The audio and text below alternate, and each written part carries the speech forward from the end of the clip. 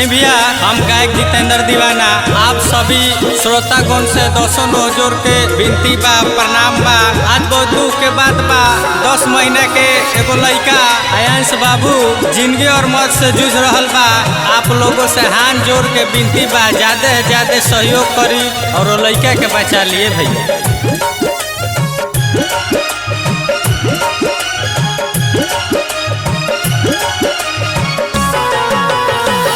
आइल बानी मैया हमहू तोहर दुआर हो, आइल बानी मैया हमहू तोहर दुआर हो। देखी हाथ जोड़ो तनी, देखी हाथ जोड़ो तनी पौआ तुहार हो।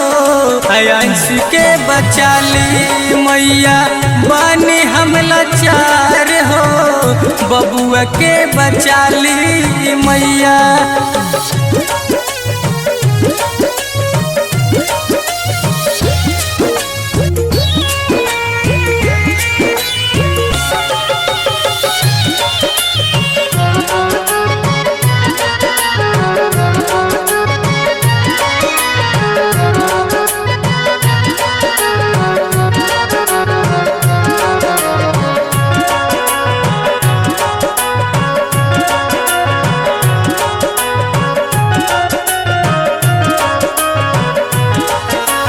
सोलह करोड़ के सुइया बाटे कहवा से दियाई, इतना रुपया पैसा बोला कहवा से लियाई।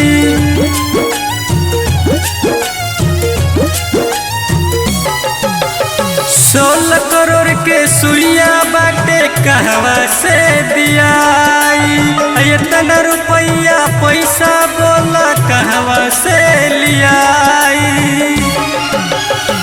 घूम घूम चंदा मांगी, घूम घूम चंदा मांगी गौआ दुआर हो। आयांश के बचा ली मैया, बानी हम लाचार हो। बबुआ के बचा ली मैया।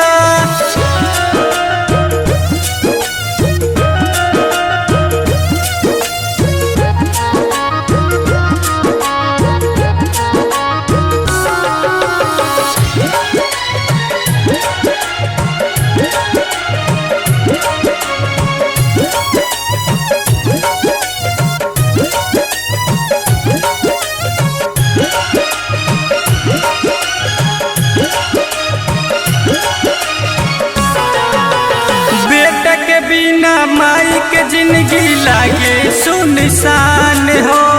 बबुआ न रहिए तो हम अपन दे दे हम जान हो।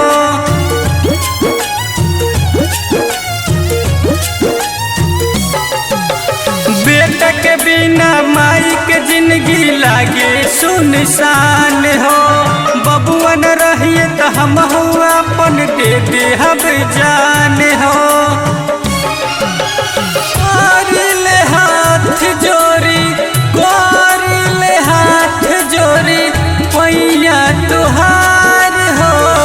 आयांश के बचा ली मैया, बानी हम लाचार हो। बबुआ के बचा ली मैया।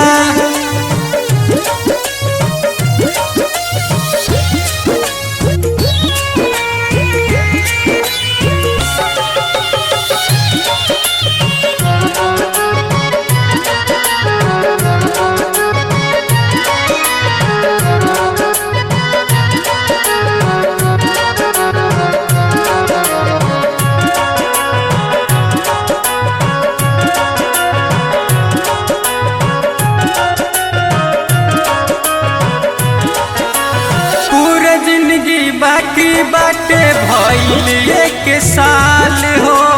तनी सा कृपा कर दिए मैया, हटे तोहर लाल हो।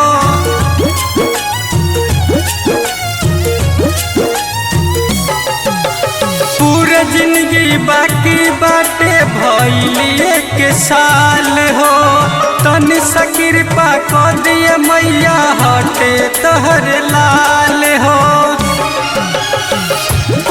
ले जिते